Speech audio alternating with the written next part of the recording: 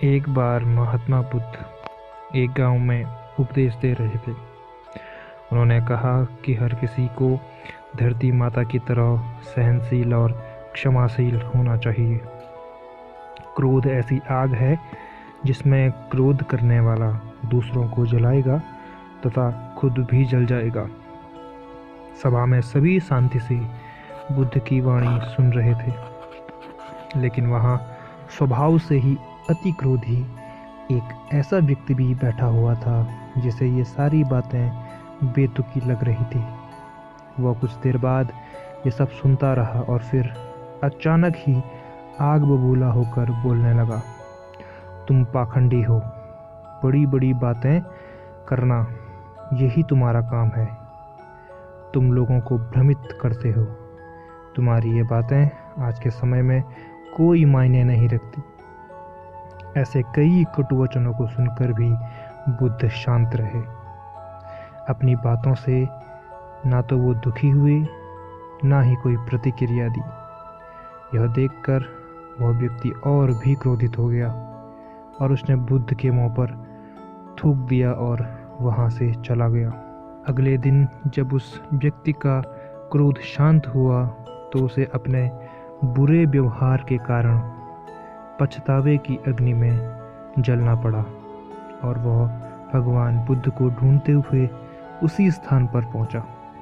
पर बुद्ध कहाँ मिलते? वह तो अपने शिष्यों के साथ पास वाले एक अन्य गांव निकल चुके थे।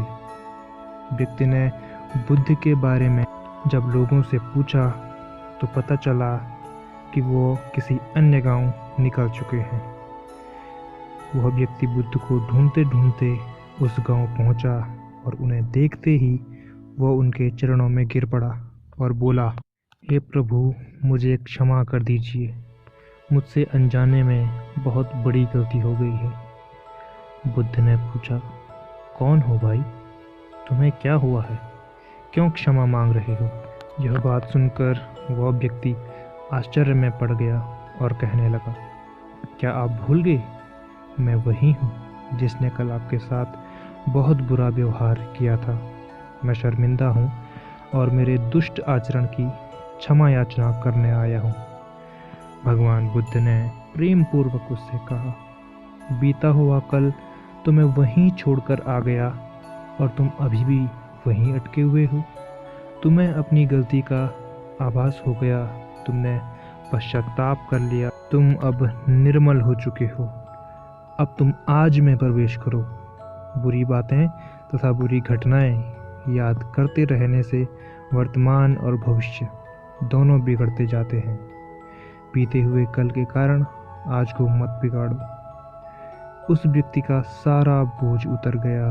उसने भगवान बुद्ध के चरणों में पड़कर त्याग दिया तथा क्षमाशीलता का संकल्प लिया। बुद्ध ने उसके मस्तिष्क पर आशीष का हाथ रखा। उस दिन से उसमें परिवर्तन आ गया और उसके जीवन में सत्य, प्रेम व करुणा की धारा बहने लगी। तो मित्रों, ये थी हमारी आज की एक और कहानी। तो बहुत बार हम भूतकाल में की गई किसी गलती के बारे में सोचकर बार बार दुखी होते हैं और खुद को कोसते हैं। हमें ऐसा कभी नहीं करना चाहिए। गलती का बोध हो जाने पर हमें उसे कभी ना दोहराने का संकल्प लेना चाहिए और एक नई ऊर्जा के साथ वर्तमान को सुदृढ़ बनाना चाहिए। उम्मीद करता हूँ कि इस कहानी से सीख लेकर आप सभी लोग अपने जीवन में सकारात्मक परिवर्तन की ओर बढ़ेंगे। धन्यवाद।